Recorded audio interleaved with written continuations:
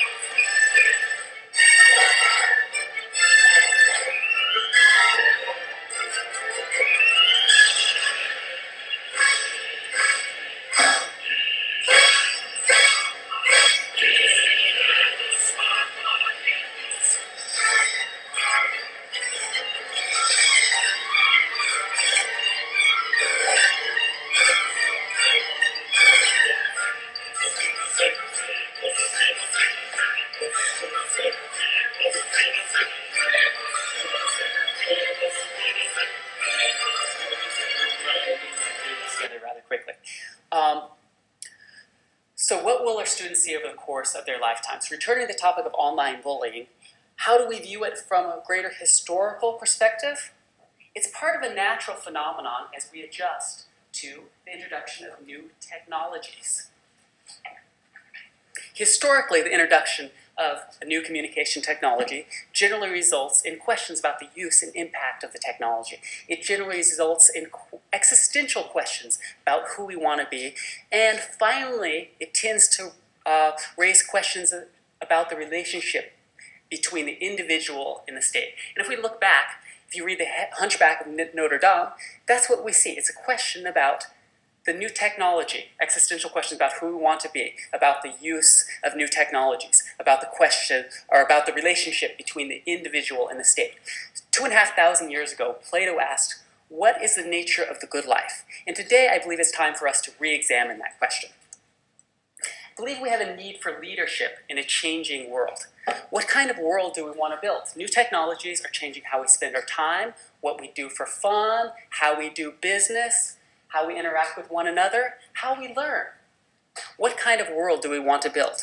And I would also argue that there's no such thing as technological determinism. We see all these exciting and frightening possible futures in science fiction. We have a role in choosing what type of world we want to build, and I believe this is particularly important within the software design community. For those of us, I grew up in the United States, and I think most of us here grew up in the United States or Canada, I think it's really hard for us to imagine the world being too different than it is. But if you grew up in China during the Cultural Revolution, I have a number of parents, and they come in and they tell me all these great stories about the Cultural Revolution. It's wild. Or in Moscow, listening to stories about the world. Different choices have consequences. And if the supposition that software is government has any truth to it, then we may have some very important decisions ahead. How do we extend our way of life, liberty, and the pursuit of happiness into virtual space? What time do we get out of here? We get out of here at 4:30 or 4:15? Okay, so I think I need to hurry up here. Okay, so we need leadership as we negotiate how a new technology is used, designed, and understood, as we try to address issues such as loss of privacy and online bullying, as we negotiate over this digital society that we're building. And it's about more than just empathy. It's about making smart decisions, about not doing stupid things, about not putting ourselves in bad situations. When we talk to teenagers, we explain that it isn't only about doing the right thing, it's about not putting yourself in that situation. I would also suggest there are a lot of similarities between creating a positive classroom environment and dealing with issues such as online bullying. It's not about just human-heartedness, to borrow the Chinese term. It's about creating expectations and structure. So how do we address contemporary issues online today? I think we need a multi-pronged approach. When I teach my computers ethics society class, I argue in a sense, it's kind of like a sex ed class. What changes are going on within our body, and how do we avoid doing stupid things that are going to mess up our lives? So here's a little video I threw together really quickly about the ethics of design. I only had 20 minutes, so it's a little rough, so hopefully you can forgive me that. What is the future going to be like? What are we going to be like? New technologies, virtual reality, artificial intelligence, neuroscience, nanotechnology, promise to radically change daily life and activity. New technologies threaten our privacy, autonomy, and our freedom. Design choices are not merely a matter of good or bad design. They are a matter of good and bad in a moral sense, of right and wrong. William Clifford argues that it's wrong to believe without evidence because, in short, people may get hurt. A ship owner was about to send to sea an immigrant ship. He knew that she was old and not over well built at the first, that she had seen many seas and often had needed repairs. Doubts had been suggested to him that possibly she was not seaworthy. These doubts preyed upon his mind and made him unhappy. Before the ship sailed, however, he succeeded in overcoming these melancholy reflections. He said to himself that she had gone safely through so many voyages and weathered so many storms that it was idle to suppose that she would not come safely home from this last trip also. He would put his trust in Providence, which could hardly fail to protect all those unhappy families that were leaving their fatherland to seek for better times elsewhere. In such ways, he acquired a sincere and comfortable conviction that his vessel was thoroughly safe and seaworthy. He watched her depart with a light heart and benevolent wishes for the success of the exiles in their strange new home. And he got his insurance money when she went down mid-ocean. When our actions help people, we have done good. And when our actions or our choices hurt people, we have done wrong. We are responsible for the consequences of our actions to the extent that we should have known better. And this is true of design, whether we're talking about environmental engineering or the design of social software. Is the development of nuclear weapons a moral issue?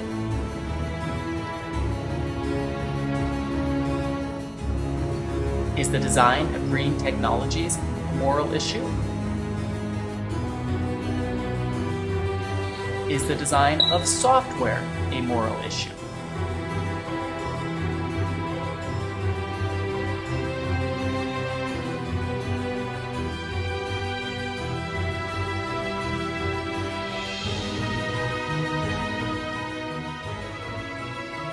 Software design is a moral issue. We need to think about design critically, not as children. As we spend more and more time in virtual space, how do we respond to the issues that confront us?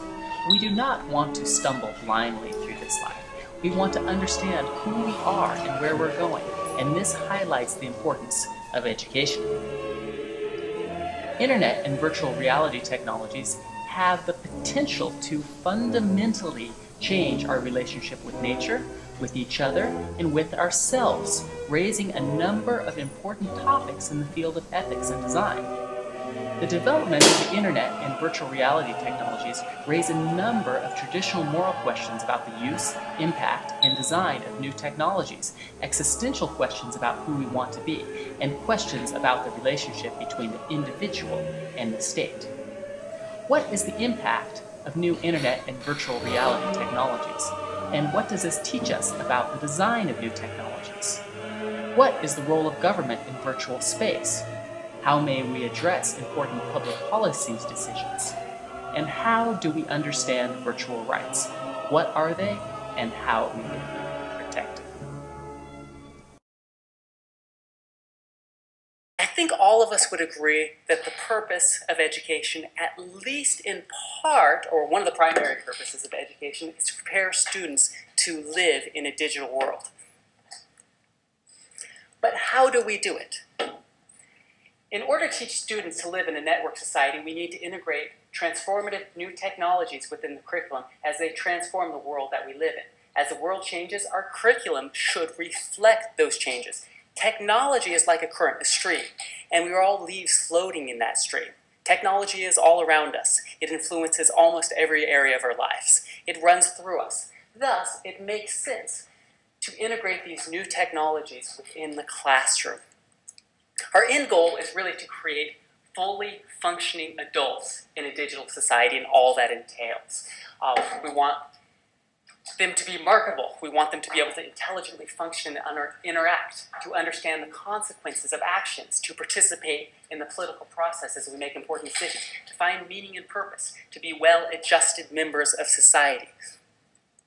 If you were going to take a trip, students to Papua New Guinea, we'd want to make sure that they were prepared, and perhaps we may not know exactly what to expect when we get there, but we can do a great deal to prepare them. So I would argue that the purpose of technological integration is not simply about promoting learning, collaboration, and literacy. It's about teaching skills to be able to function and interact in a modern digital world and to be competitive in the workplace.